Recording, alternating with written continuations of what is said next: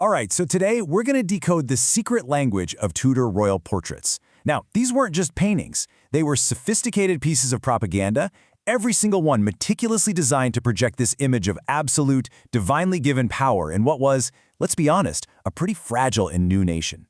Let's dive into this masterclass in visual messaging. I mean, this is the big question the Tudor monarchs had to answer. Think about it. After the chaos of the Wars of the Roses and the massive split of the Reformation, how do you pull a fractured nation together? How do you convince everybody that your right to rule comes straight from God, making your power feel as natural as the sun coming up? Well, the answer was this brilliant, incredibly calculated campaign of visual storytelling. To really get their strategy, we have to try and see their world the way they did. So picture Tudor England not just as a country, but as this huge, grand stage. And on this stage, the monarch was the lead actor in a play written by God himself. Power wasn't something you just had, it was something you had to perform constantly and flawlessly for everyone to see. Now, this whole performance was grounded in one core idea that everybody at the time just understood: the great chain of being. It's this rigid cosmic ladder of the universe, with God at the very, very top. And who's right there below the angels? The monarch. God's chosen representative on earth. So challenging the king or queen wasn't just treason, it was like challenging God. It was an act that people believed could literally plunge the entire universe into chaos. So here's the crucial point, the main takeaway. Every single symbol, every jewel, every object you see in a Tudor portrait was a deliberate piece of political messaging. This was not art for art's sake, no way. This was the visual language of power, and it was all designed to reinforce the monarch's sacred place in that great chain and create the social unity a new nation-state desperately needed. So, if it's a language, then what are the words? What's the vocabulary? Well, in our second act here, we're going to learn the grammar of Tudor power. We're going to decode the key symbols they used to build up their godlike image and make their rules seem totally legitimate. Okay, so if you're trying to construct a divine image, where do you even begin? You start with the most powerful connection you can possibly make. You link the monarch directly to the heavens themselves. And the way these symbols worked is just fascinating. By tying themselves to the sun and the moon, rulers like Queen Elizabeth I were basically elevating themselves beyond the level of a mere mortal. In famous portraits like the Rainbow Portrait, she becomes what they called a Salvatrix Mundi, which literally means a savior of the world. It was a way of saying her very existence brought stability not just to England, but to the entire universe. It was framed as this sacred cosmic duty. But as England's ambitions started to grow, the vocabulary in its portraits had to grow too. The next set of symbols started looking beyond the cosmos and out to the wider world, reflecting this new age of exploration and, well, conquest. And this is where you can really see England's shift towards becoming an empire. Just look at the Armada portrait. You see Queen Elizabeth's hand resting on a globe, but look closer. Her fingers are possessively covering the Americas.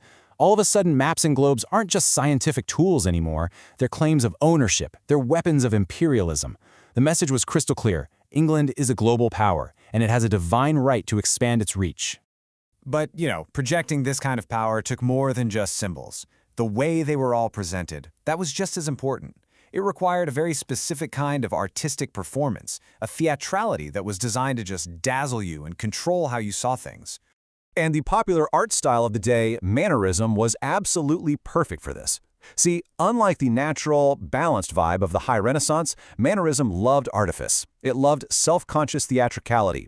It wasn't interested in showing you reality. It was all about building a very specific meaning frame, a carefully controlled image that was bigger than life, a myth made real.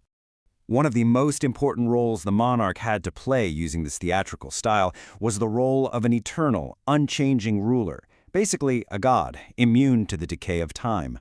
So royal portraits very deliberately showed Queen Elizabeth with this mask of youth, an ageless, pale face that just never seemed to change. This was a calculated performance of immortality. It was meant to hide the real, aging woman behind the powerful icon of the eternal Virgin Queen, presenting her as this constant, stable force in a very chaotic world. This whole performance went beyond just looking immortal.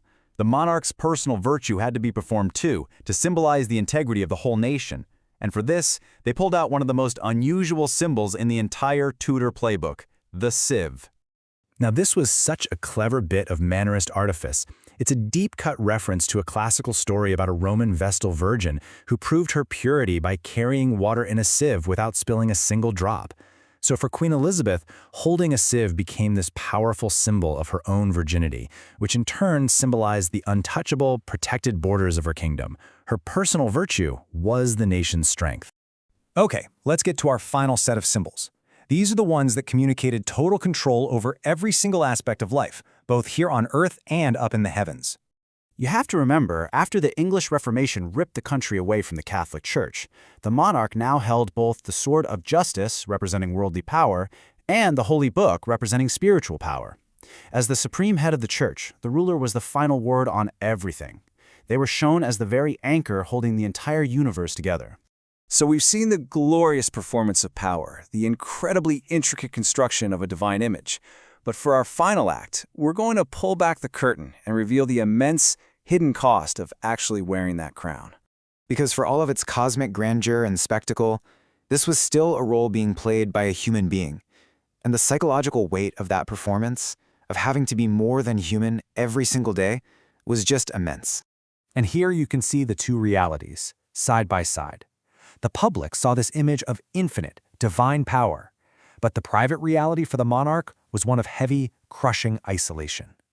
Public duty demanded a staged, total rejection of any private life, leaving the ruler completely alone with the very human dread of their own mortality.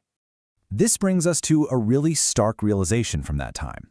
The ultimate symbol of power and achievement was, for the person actually wearing it, often seen as a life sentence, a gilded cage of performance that you could never, ever escape. And that brings us to the final, sobering truth of it all, something that playwrights like Shakespeare understood perfectly. For all of its claims to eternity and cosmic order, the performance of power is, in the end, fragile and temporary. The divine actor is still mortal. And that leaves us with one final question to think about. After all the symbols are put away, after the stage goes dark and the audience finally goes home, what is actually left of a power that was built entirely on performance?